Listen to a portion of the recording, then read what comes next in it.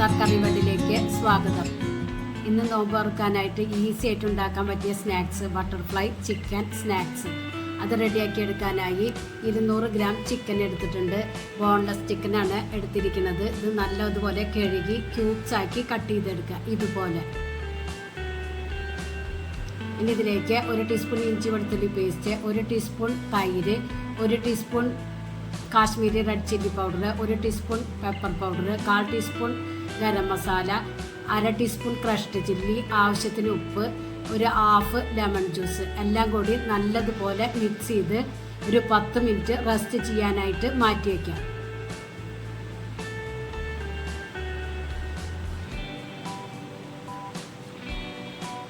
ഇനി നമുക്കൊരു ജ്യൂസ് റെഡിയാക്കി എടുക്കാനായി കുറച്ച് സ്ട്രോബെറി എടുത്തിട്ടുണ്ട്. അത് കട്ട് ചെയ്തെടുക്കുക. ഞാൻ സ്ട്രോബെറി ഷേക്കാണ് റെഡിയാക്കി എടുക്കുന്നത്. മിക്സിയുടെ ജാറിലേക്ക് ഈ സ്ട്രോബെറി ഇട്ട് കൊടുക്കുക. 1 പാക്കറ്റ് പാല് കട്ടയാക്കി എടുത്തിട്ടുണ്ട്. അത് ഇതിലേക്ക് ഇട്ട് കൊടുക്കുക. മധുരത്തിന് ആവശ്യമുള്ള പഞ്ചസാരയും ഇട്ട് കൊടുക്കാം.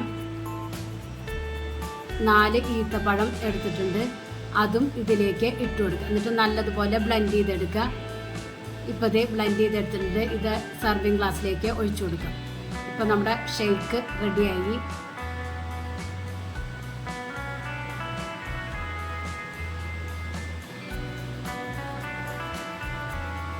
ഇനി നമ്മുടെ ബട്ടർഫ്ലൈ ചിക്കൻ ശരിയാക്കാനായിട്ട് ഒരു ബൗളിലേക്ക് 1/4 കപ്പ് വെള്ളം ഒഴിച്ച് 2 ടേബിൾ സ്പൂൺ കോൺഫ്ലവർ ഇട്ടിട്ട് ഒന്ന് മിക്സ് ചെയ്തെടുക്കുക.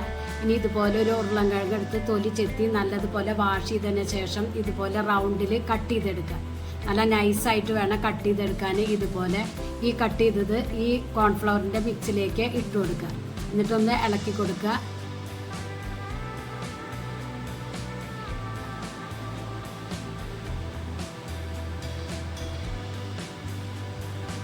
അപ്പോൾ ഇതേ നമ്മുടെ റസ്റ്റ് ചെയ്യാൻ വെച്ച ചിക്കൻ ഒന്ന് മിക്സ് ചെയ്ത് കൊടുക്കുക.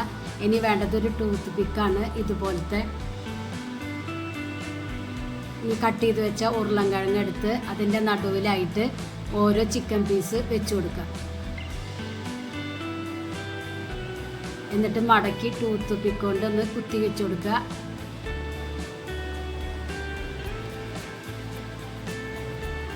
അപ്പോൾ ഇത് കണ്ട ബട്ടർഫ്ലൈയുടെ ആകൃതിയിൽ ഇത് മറ്റൊരു പ്ലേറ്റിലേക്ക് വെച്ച് കൊടുക്കുക. ബാക്കിയുള്ളതും ഇതുപോലെ ചെയ്തെടുക്കുക. നോമ്പ് തുറക്കാൻ പെട്ടെന്ന് തന്നെ നമുക്ക് റെഡിയാക്കി എടുക്കാൻ പറ്റും.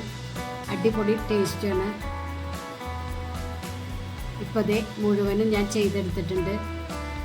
ഇനി ഇത് ഫ്രൈ ചെയ്യാൻ വേണ്ടിയിട്ട് സ്റ്റൗവിൽ ഞാൻ ഓയിൽ വെച്ച് കൊടുത്തിട്ടുണ്ട്. ഓയിൽ നല്ലതുപോലെ ചൂടായതിന് ശേഷം മാത്രമേ ഇട്ട് കൊടുക്കാവൂ. മീഡിയം ഫ്ലെയിമിൽ വെച്ചിട്ട് വേണം ഫ്രൈ ചെയ്തെടുക്കാൻ. തിരിച്ചും മറിച്ചും ഇട്ട് കൊടുക്കുക. ക്രിസ്പി ആയതിന് ശേഷം കോരിയെടുക്കാം. അടിപൊളി സ്നാക്സാണ്. എല്ലാവരും ഒന്ന് ട്രൈ ചെയ്ത് നോക്കി ഫീഡ്ബാക്ക് ഒന്ന് അറിയിക്കണേ. നിങ്ങൾക്ക് ഈ ചാനൽ ഇഷ്ടമാവുകയാണെങ്കിൽ പ്ലീസ് ഒന്ന് സബ്സ്ക്രൈബ് ചെയ്ത് ലൈക്ക് ചെയ്ത് ആ ബെല്ലൈക്കൺ ഒന്ന് അമർത്താൻ മറക്കരുത്. ഫ്രണ്ട്സിന് ഷെയർ ചെയ്യാനും മറക്കല്ലേ.